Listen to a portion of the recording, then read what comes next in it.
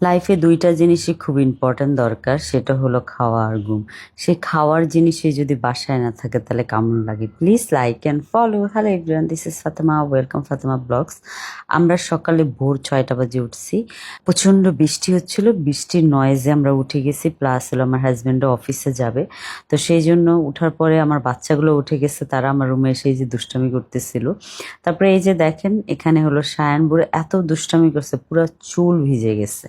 মানে জায়ানেরও same problem যে যখনই ওদের মনে করেন না সোয়েডিং হয়, সেটা হেয়ারের মধ্যে সোয়েডিংটা হয়। তো আমি ওর চুলটা আশ্রয় দিচ্ছিলাম, ও আমাকে পাত্তাই দিচ্ছিল না।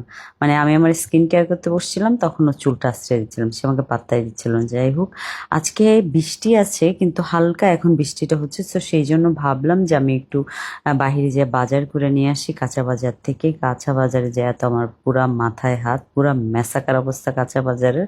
তারপর গেলাম কোনো মতে। যাওয়ার পরে হলো কিছু কিছু মাছ আমার খুব পছন্দ হচ্ছিল, যেমন একটা নদীর পাঙ্গাস।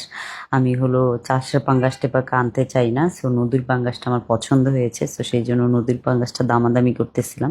তো দামাদামিতে বনার পরে হলো 7 কেজি ওজন হলো নদীর পাঙ্গাসটা। তারপর হলো নদীর পাঙ্গাসটা নিয়ে নিলাম। নেওয়ার পরে এখানে ওরা সুন্দর করে হলো কেটে দিল, কারণ এত বড় পাঙ্গাস মাছ বাসায় এসে কাটা খুবই ডিফিকাল্ট হবে। এখন অনেকে বলবেন যে আপু আপনি পাঙ্গাস মাছ কেন মানে খান, আমি পাঙ্গাস মাছ পছন্দ করি না, কিন্তু আমি খুব পছন্দ করি। এই যে বড় কাইক্কা মাছ, এটাও নিয়ে নিলাম। তো পাঙ্গাস মাছ কাটার পরে হলো এই বড় কাইক্কা মাছটাও কেটে দিল। কাটার পরে হলো চলে গেলাম ট্যাংরা মাছ আনতে।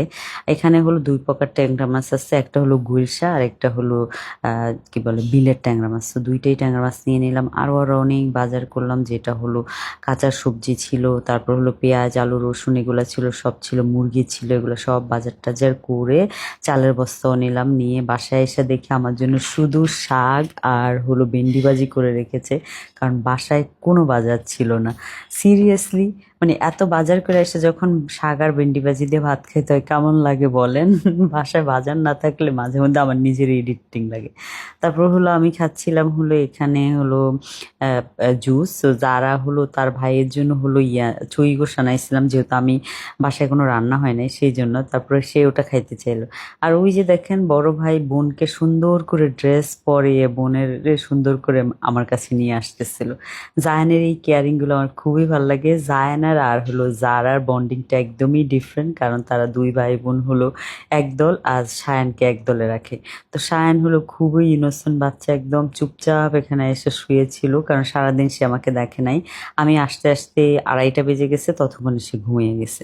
তো সে আইসা আমাকে দেখে নাই। যখনই 6টা বাজে উঠছে, উঠার পরে দেখে সে আমাকে দেখে এত খুশি হয়েছে, খুশি হয়ে ইমোশনাল হয়ে শুয়ে পড়ছে। তারপর হলো তার 3 ভাই বোনকে আমি একটু কার্টুন দেখতে দিলাম, দিয়ে বললাম তোমাদেরকে 10 মিনিট কার্টুন দেখতে দিছি, 10 মিনিট পরে 3জন যায় একসাথে খেলা করবা। তারপর হলো 3জনই রাজি হলো। তবে 2জন কি বুঝছে জানি না, তবে জায়ান বুঝছে একটুকু, আমি বুঝলাম। তারপর 3 ভাই বোন বসে এখানে সুন্দর করে চাইনিজ ফুড দেখতেছে। চাইনিজ ফুডটা অনেক ফানি, মানে ওই যে চাইনিজরা যে খাবার খায় ওটা দেখতেছিল। আমি বলি আমি ফুডের ভিডিও বানাই আর আমার বাচ্চারা চাইনিজ ফুড দেখে। তারপর যাই হোক, বাসায় অনেক বেশি মাছের গন্ধ হয়ে গেছে। মাছের গন্ধের কারণে মেসাকার অবস্থা। আমি একটা মোম জ্বালিয়ে দিলাম, যেই মোমটা হলো মানে একটু ফ্লেভারি মোম, তো সেই জন্য হলো যে বাচ্চারা যে ওখানে দুষ্টামি করতেছিল। তারপর আমি আর সায়ান এখানে বসে সায়ানকে আমি অনেক অনেক আদর করতেছিলাম, কারণ হলো সে সারাদিন আমাকে পায় নাই। সো যারাকে অনেক বেশি আদর করা হয়েছে, সায়ানকে করা হয় নাই, সেই জন্য সায়ান খুব আপসেট ছিল। তারপর আমি আর সায়ান অনেক অনেক দুষ্টামি করতেছিলাম। আমি যা এক্সপ্রেশন করছিলাম সে তা এক্স্যাক্টলি তা করার চেষ্টা করতেছিল। আর যারা ওই যে ওখানে দাঁড়িয়ে দাঁড়িয়ে খাচ্ছিল আর আমাদের এক্সপ্রেশন দেখতেছিল আর হাসতেছিল, আমি বলতেছিলাম ওই যে দেখো বাউ, সে এমন ভাব করতেছে, মানে সে খুব ভয় পেয়েছে। তার এই এক্সপ্রেশন যে কি সুইট লাগে, আমাদের বাসার সবাই তাকে নিয়ে অনেক ফান করে। তবে আলহামদুলিল্লাহ আজকে দিনটা খুবই ভালো গিয়েছে। Thank you so much for watching my video. Bye bye, আল্লাহ হাফেজ।